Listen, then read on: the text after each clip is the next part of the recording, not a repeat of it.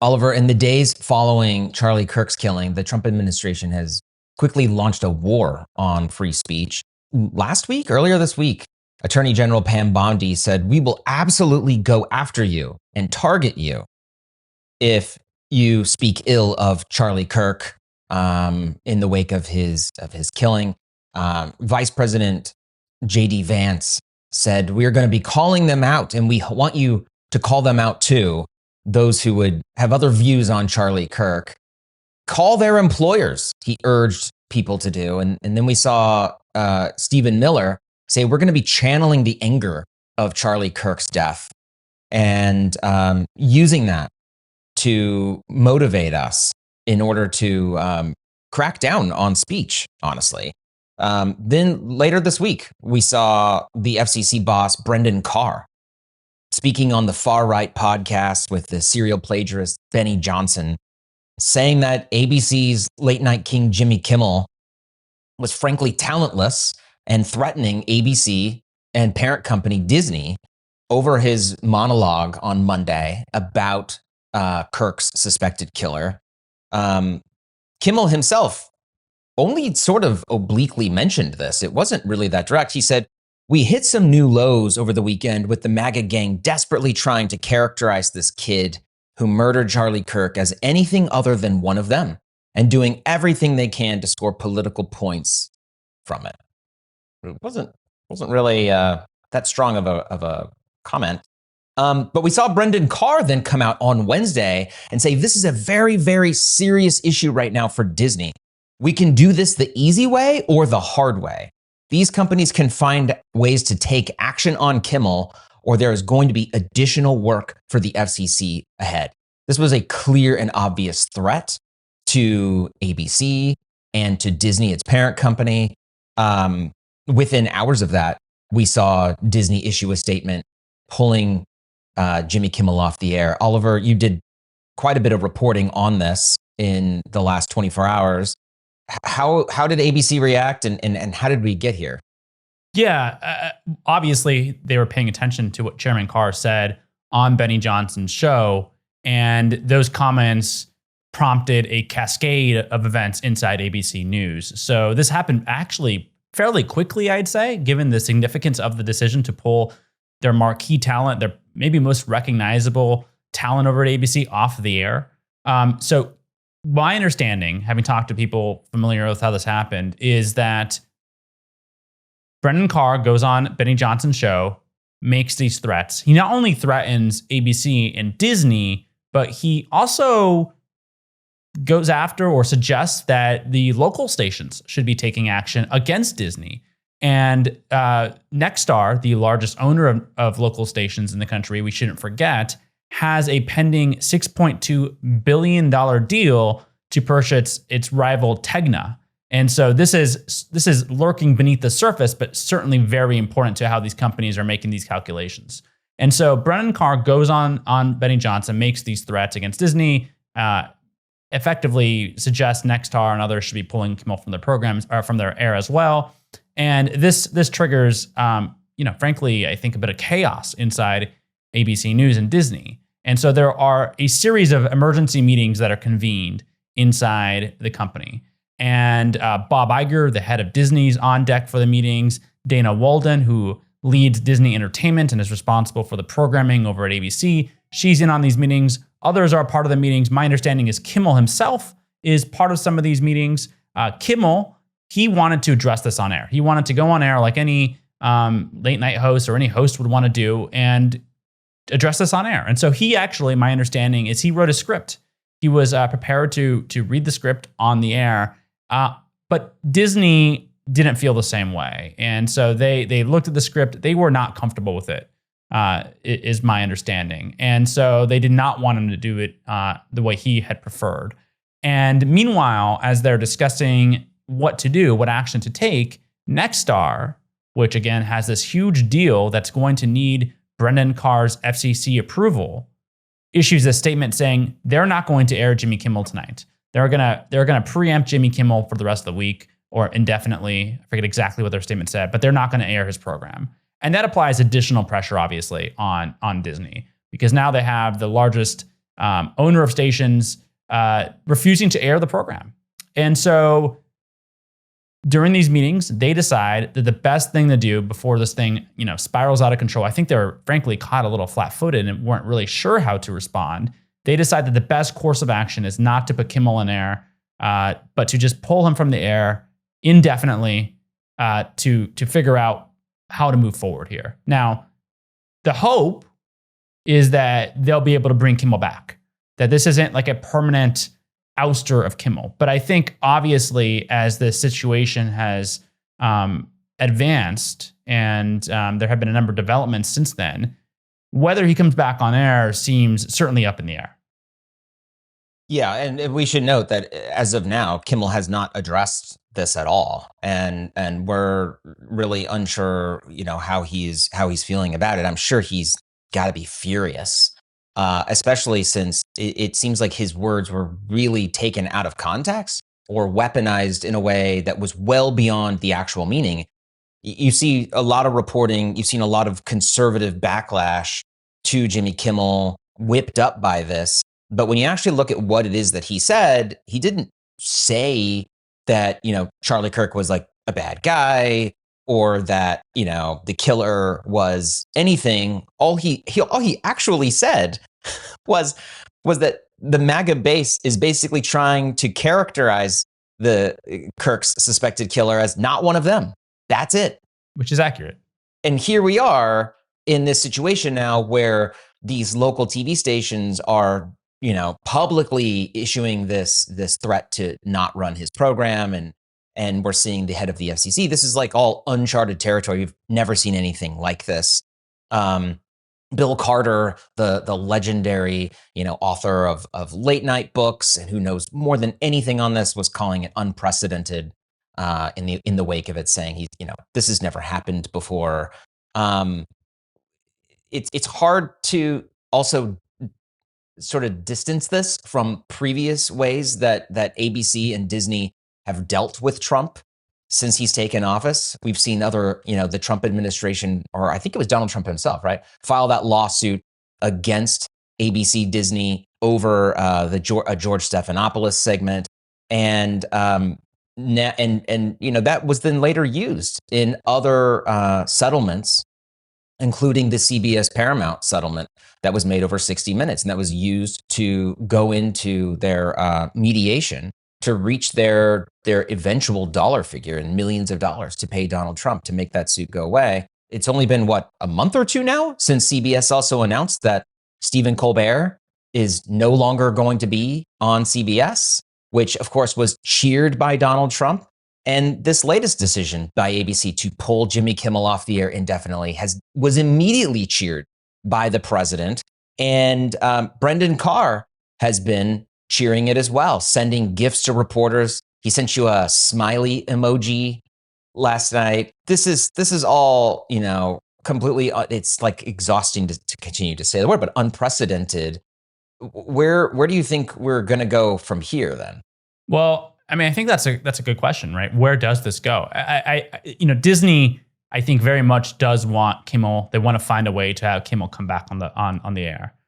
But does Kimmel even want to go back? I think I was texting with an executive last night, and a media executive, not at Disney or ABC, but just someone who has a fair amount of experience in the business, and they noted that this is basically a betrayal to Kimmel. Like, does Kimmel, you imagine Kimmel, he's been basically thrown under the bus here by Disney. He's embarrassed. They've acquiesced to the president and his henchmen. And does Kimmel really want to go back on ABC and deliver his monologues? I think that's certainly a question. He must be feeling burned, to put it mildly.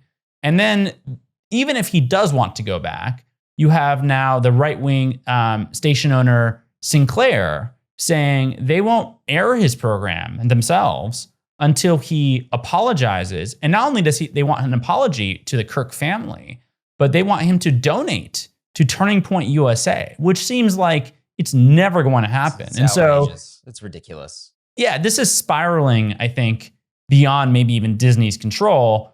And I think it's certainly an open question whether Jimmy Kimmel ever, sets foot back on his set again and delivers a monologue.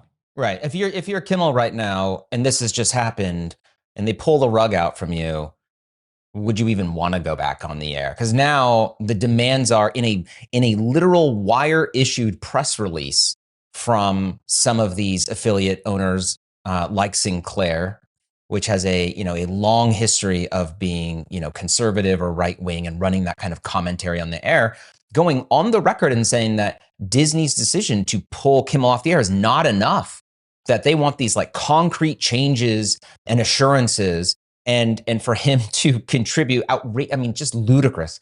Like we want him to apologize to the family and donate funds to Turning Point. Is just, come on. That's so we're in this like performative moment, but also I find it just quite chilling where we are now, that comedians are being taken off the air over this. This is the sort of thing that many people have noted we saw in places like Russia under Vladimir Putin, where, the things that really got under his skin years back that led to where we are were like a puppet show that used to mock him, which was pure comedy and satire. Not so funny, though, for the government of an authoritarian. And I think, the Comedy Central Daily Show host Jon Stewart said something a few years ago saying comedy doesn't change the world, but it is a bellwether. When a society feels under threat, comedians are who gets sent away first. And I feel like we're not too far off from saying that we're in this moment. We've now got Stephen Colbert, who's still on the air, but his show has been canceled. And he's going to fulfill his contract, it seems, until next year. And now we've got Jimmy Kimmel pulled indefinitely with a real open question mark as to whether he'll come on the air, because ABC does not control the pipes of its affiliates. And its affiliates are currently saying, we have a major deal, Tegna and Nexstar, before the government, and we really want Brendan Carr to approve it. Do you think Brendan Carr is going to approve that deal or look positively on that deal if Jimmy Kimmel is back on the air needling Trump? It's not even a normal deal either. We should point out Brendan Carr needs to make an exception to the rules to allow this deal to go forward, right? Because there's some rules that say that one entity can't own more than like a 39%, I think it's 39% share of stations. And so for this deal to happen, Brendan Carr would have to make an exception to that rule to greenlight it. And so they're not only asking for basic approval, they're asking for a courtesy here from Brendan Carr. So they're really at his mercy.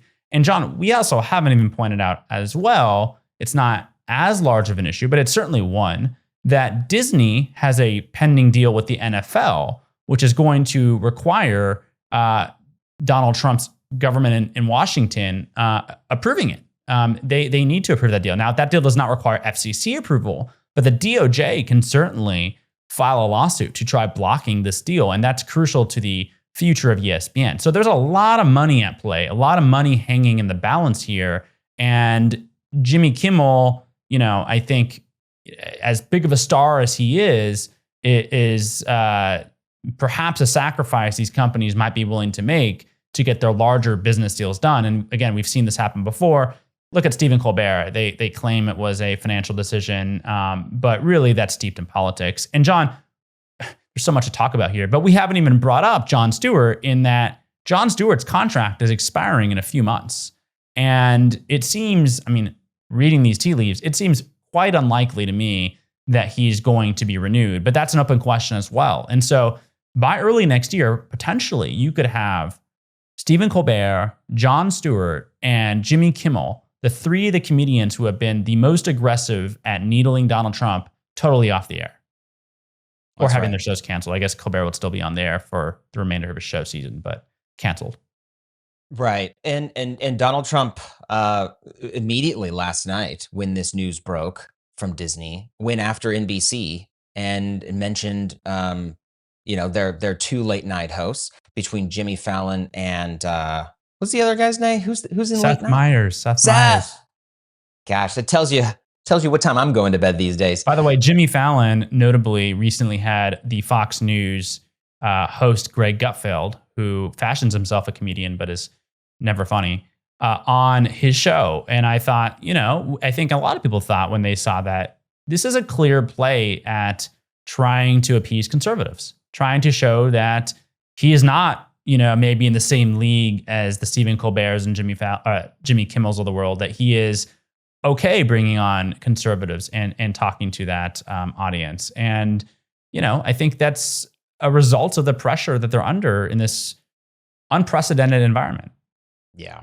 I'm struck by this moment that we're now in, where earlier this week we woke up to news that Trump was suing the New York Times for $15 billion, some outrageous sum of money, not because it's a legitimate suit, but it's a way to go after his enemies.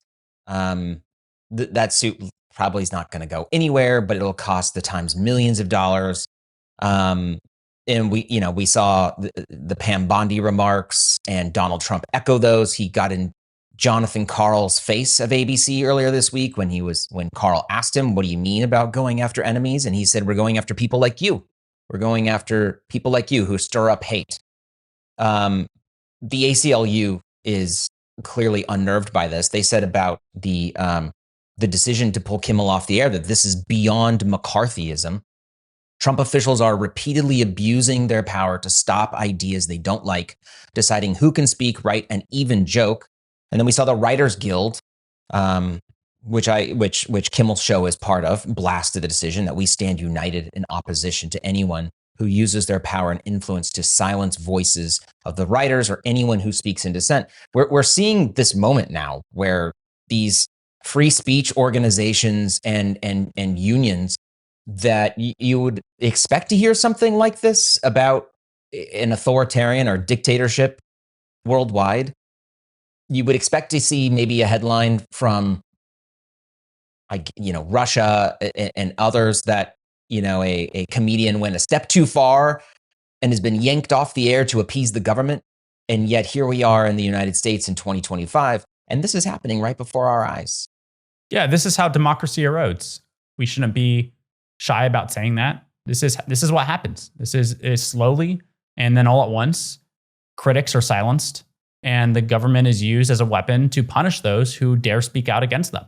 And the more the media executives and the media class and these companies appease Donald Trump, the more emboldened he becomes. And so I think it's actually very incumbent on folks like Bob Iger, David Ellison, all of these media barons, media moguls, to stand up and to not give an inch, to hold the line and be a unified force against this abuse of government. Unfortunately, they are all seemingly willing to look the other way when it comes to because they want to get their deals across the finish line. And that's also because the media landscape has been thrown into chaos by the streaming wars, and these companies are particularly vulnerable. And we've talked about this before, John, but at a time you want media companies to be stronger than ever to hold that line, they are weaker and more vulnerable than ever. And so they need these deals to get done to survive long term. And so they're left with these difficult decisions. Do you stand up for Kimmel, or do you look the other way because these companies want these deals done? And same thing with Paramount and Ellison. And then you can also make the same argument for tech. Mark Zuckerberg, Sam Altman, Larry Ellison, who owns Oracle and is about to get TikTok. They all want the government. They all want favors from the government. And that's going to translate into a lot of money that's going to impact their bottom line in a significant way. And as a result of that, they know how to play ball with the mafia boss in the White House, right? And that's to do them a favor. You scratch my back, I scratch yours. And unfortunately, the most powerful people in society have decided that that's a transaction worth making. And I think every time one of these media leaders, one of these tech leaders do that, when they entertain this, it actually makes it more difficult for others to stand up. And at the same time, easier for someone like Bob Iger to make the decision he made this week, because it's one of many decisions that have happened. I just wonder at this point, John, whether these companies are going to start facing significant backlash in a real way from their viewers, people who are not going to be happy with Colbert gone, who are going to say, I'm canceling Paramount. Or we saw yesterday in the wake of this decision to cancel or to pull Jimmy Kimmel, people canceling their Disney Plus subscriptions. And I wonder if this is going to accelerate and we're really going to have, I think this is part of the problem is these companies want to speak to a broad audience. They're used to speaking to the entire country, and they're learning that in 2025, with the country as polarized as it is, perhaps that's not possible. And it feels like the media is being pulled apart at the seams, and we're being divided into two very distinct camps. The pro-Trump camp, right? And the people who are effectively part of that resistance. Yeah, I was surprised by the number of people I saw screenshotting in the wake of the Kimmel decision that they were canceling their Disney Plus subscription. I do think that it's sort of hard to quantify in this moment. Of course, Disney would never tell us either, but I do think that there is a bit of blowback here from people who now have a direct relationship with Disney in a way that before was obscured through the cable and linear packages. I really hope we see Kimmel return to the air. Big fan of his show. I think he's hilarious, and kind of love that he sticks it to the man. And, that's the kind of speech that the First Amendment is designed to protect. It's not the comfortable stuff. It's the stuff that makes the government uncomfortable. That's the whole reason for it to be there. And I think it's quite chilling and disturbing to see it go this way. If I'm not sure what's in his contract with the network, but I'm sure they're taking a look at this. And maybe if he doesn't return, I'm sure he has a very long career ahead elsewhere. Streaming services, for example, have no business before the FCC. And like Stephen Colbert, who knows what the future holds for guys like this.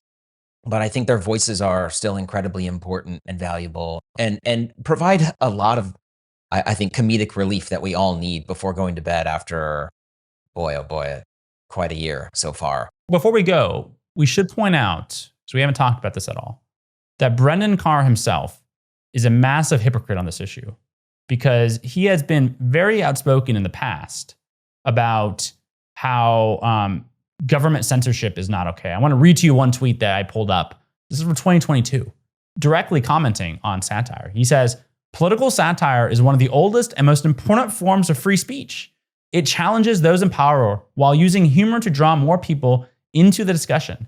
That's why people in influential positions have always targeted it for censorship."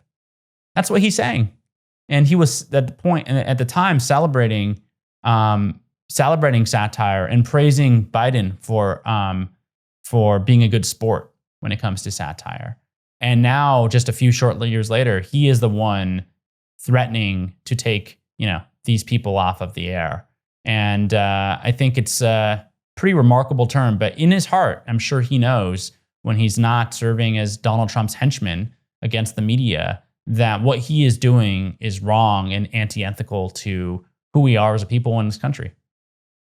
Yeah, it's amazing to see how those who claimed the mantle of free speech, including Donald Trump, who claimed to be the defender of free speech and would hug the American flag on the campaign trail, now suddenly rallying and celebrating the quieting, the muzzling of free speech, and very obviously so. In this case, no law is broken.